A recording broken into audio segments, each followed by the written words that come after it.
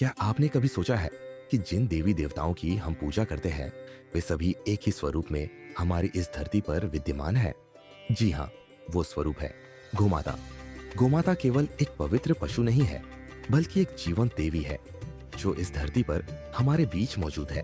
बाकी देवताओं की पूजा हम मूर्तियों और चित्रों के माध्यम से करते हैं, लेकिन गोमाता एकमात्र ऐसी देवी है जिन्हें हम प्रत्यक्ष देख सकते हैं, छू सकते हैं और सेवा कर सकते हैं। सनातन धर्म में यह मान्यता है कि गोमाता के शरीर में 33 करोड़ देवी देवता वास करते हैं। ब्रह्मा, विष्णु, महेश से लेकर लक्ष्मी, सरस्वती और पार्वती सभी दिव्य शक्तियां गाय के अंग अंग में निवास करती है। इसीलिए जब हम गोसेवा करते हैं तो हम केवल एक पशु की नहीं बल्कि स्वयं देवताओं की सेवा कर रहे होते हैं। गोमाता को कामधेनु भी कहा जाता है, जो इच्छाएं पूर्ण करने वाली मानी जाती है। पौराणिक कथाओं में भी हमें यह मिलता है कि गोमाता का आशीर्वाद प्राप्त करना साक्षात स्वर्ग की प्राप्ति के समान है। गोमाता का दिव्य उद्भव। पुराणों में वर्णित समुद्र मंथन की घटना में कई दिव्य रत्न उत्पन्न हुए। इनमें से एक थी कामधेनु, एक ऐसी गाय जो इच्छाएं पूर्ण करने वाली थी। जब देवता और असुरों ने अमृत पाने के लिए समुद्र मंथन किया तो जल की गहराइयों से एक दिव्य गाय प्रकट हुई। कामधेनु कोई साधारण गाय नहीं थी, वह सभी देवी देवताओं की कृपा से युक्त थी। वह दूध के साथ साथ अमृत तुल्य तत्व भी प्रदान कर सकती थी। सभी देवताओं और अर्षियों में ये चर्चा होने लगी कि इसे कौन अपने पास रखे। अंततः कामधेनु को महर्षि वशिष्ठ को सौंप दिया गया, क्योंकि वह सच्चे धर्म को जानते थे और उसका पालन करते थे। लेकिन यह बात राजा विश्वामित्र को पसंद नहीं आई। जब उन्होंने देखा कि कामधेनु के पास अद्भुत शक्तियां हैं और वह हजारों सैनिकों को अन्न और अस्त्र शस्त्र देने में सक्षम है, तो उन्होंने बलपूर्वक इसे छीनने का प्रयास किया। परंतु कामधेनु ने अपनी शक्ति से उनके पूरे सैन्य को पराजित कर दिया।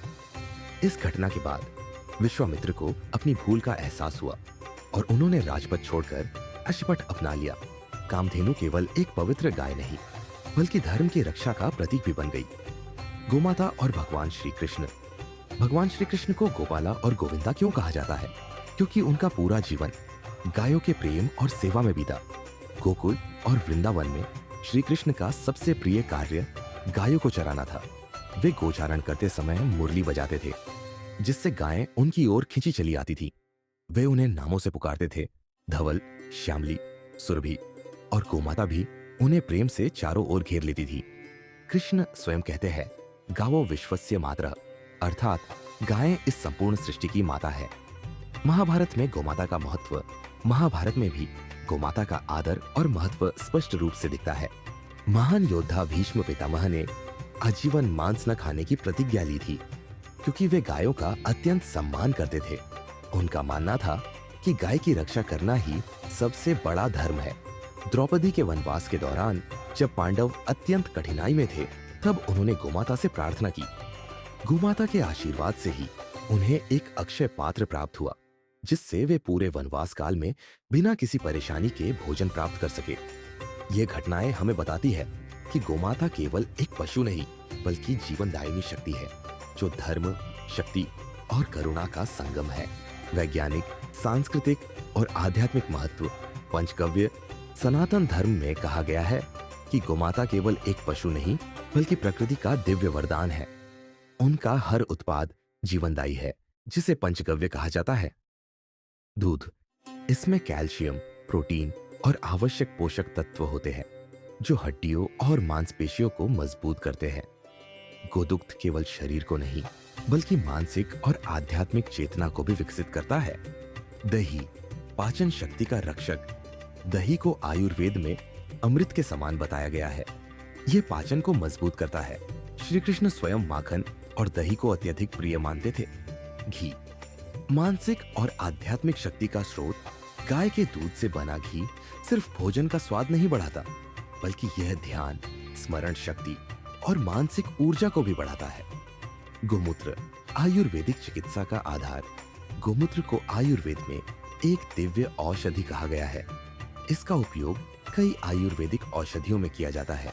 वैज्ञानिक शोध भी बताते हैं कि गोमूत्र में कैंसर रोधी गुण होते हैं और यह रक्त को शुद्ध करने में सहायक होता है। गोमय, गोबर, जैविक खेती और ऊर्जा का स्रोत। गाय का गोबर कुदरत का सबसे उपयोगी वरदान है। इसे जैविक खेती में खाद के रूप में प्रयोग किया जाता है। प्राचीन समय में इससे घर लिपने से कीटाणु नष्ट होते थे और आज भी यह गैस व ऊर्जा उत्पादन में सहायक है। गोमाता की रक्षा कैसे करें? गोमाता केवल सनातन संस्कृति का प्रतीक नहीं, बल्कि हमारी प्रकृति और पर्यावरण की आधारशिला भी है। लेकिन आज के समय में गौवंश के संरक्षण के लिए हमें खुद पहल करनी होगी। तो आइए जानें कि हम व्यक्तिगत और सामाजिक स्तर पर गौमाता की रक्षा कैसे कर सकते हैं। गौशालाओं का समर्थन करें और नैतिक डेयरी फार्मिंग को बढ़ावा दें। उन गौशालाओं का समर्थन करें जो बीमार, बेसहारा और बूढ़ी गायों की सेवा करती है। ऐसे डेयरी उत्पाद खरीदें जहां गायों का शोषण न हो और उनके बछड़ों की भी देखभाल की जाती हो। गायों को अनावश्यक इंजेक्शन या हार्मोन देने वाले फार्मों का बहिष्कार करें। जैविक खेती और गो आधारित कृषि को अपनाएं। गौमूत्र और गोबर खाद का उपयोग करके रासायनिक उर्वरकों से मुक्त खेती करें।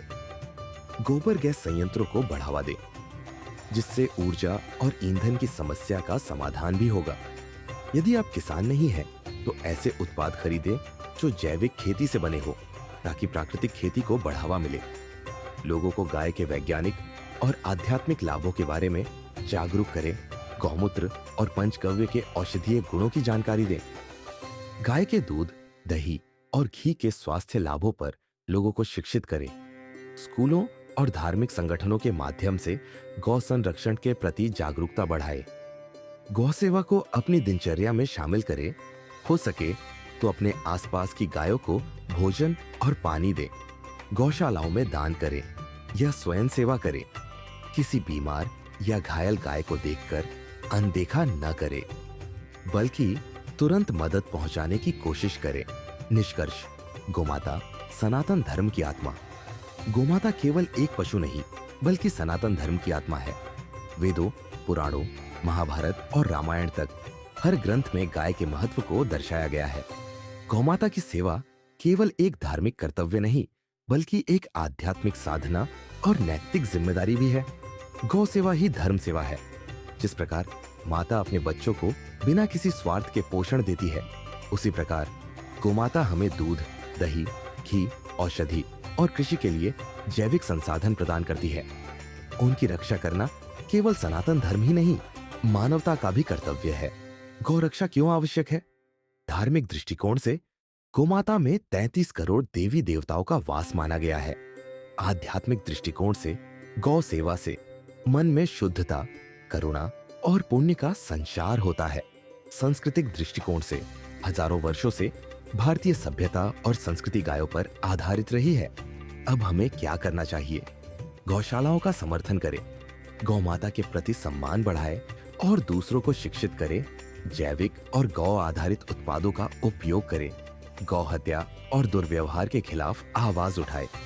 अंतिम संदेश, गौ माता की रक्षा करना केवल एक धार्मिक परंपरा नहीं, बल्कि हमारी आत्मा और संस्कृति की रक्षा करने के समान है। गौ सेवा से बड़ा कोई पुण्य नहीं।